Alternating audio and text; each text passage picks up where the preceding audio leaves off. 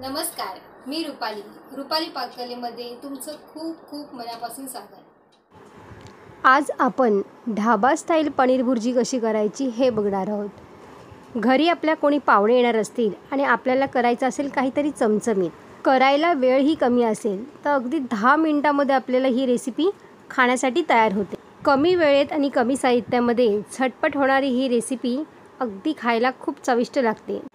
चला मग वेळ न दवडता आपण रेसिपीला सुरुवात करूया।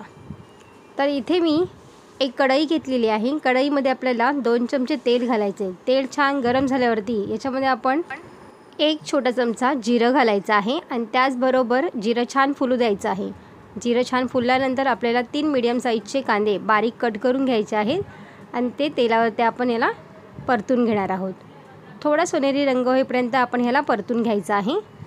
गॅसची फ्लेम आपल्याला स्लो ठेवायची आहे आणि छान सोनेरी रंग येईपर्यंत आपण ह्याला परतून घेणार आहे। इथे आपला कांदाही छान असा परतून झालेला आहे आणि त्यामध्ये आता आपण 10 ते 12 लसूण पाकळ्या मी इथे बारीक कट करून घेतलेले आहेत ते याच्यामध्ये घालायचे आहेत। लसूण ही छान इथे आता परतून घ्यायचं आहे आपल्याला आणि 2 मिनिटं ह्याला परतवायचं आहे आणि त्यानंतरच आपण इथे बाकीचं आता साहित्य घालून घेणार आहोत।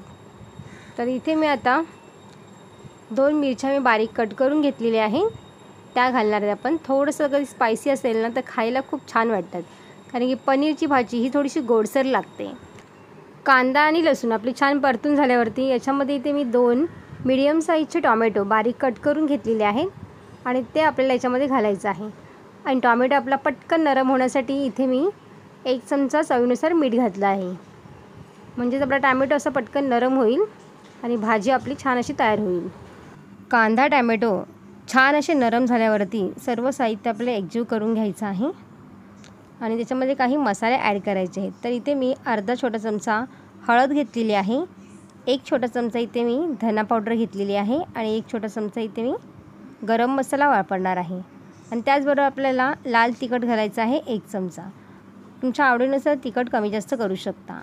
पनीर भुर्जी करताना मसाल्याचा वापर हा नेहमी कमी प्रमाणात करायचा आहे, त्यामुळे भाजी ना अतिशय टेस्टी लागते। तुम्ही एकदा नक्कीच ट्राय करून बघा।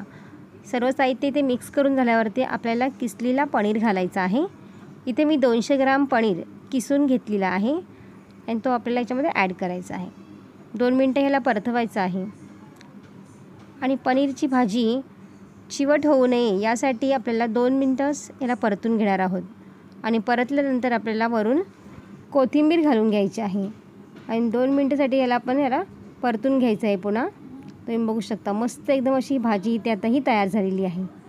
पनीर घातल्यानंतर जास्त वेळ ठेवायची नाही आहे, 2 ते 3 मिनिटं याला छान अशी वाफ येऊ द्यायची आहे आणि तुम्ही पाहू शकता बघा भाजी आपली खाण्यासाठी इथेही तयार झालेली आहे। या पनीर भुर्जीला तुम्ही पुरीबरोबर चपातीबरोबर खाऊ शकता आणि पावाबरोबर पण खूप छान टेस्टी लागते। तर तुम्ही नक्कीच ट्राय करून बघा। माझ्या पद्धतीने केलेली पनीर भुर्जीची रेसिपी कशी वाटली मला कमेंट्स करून सांगा। आवडल्यास लाईक, शेअर आणि सबस्क्राईब करायला विसरू नका।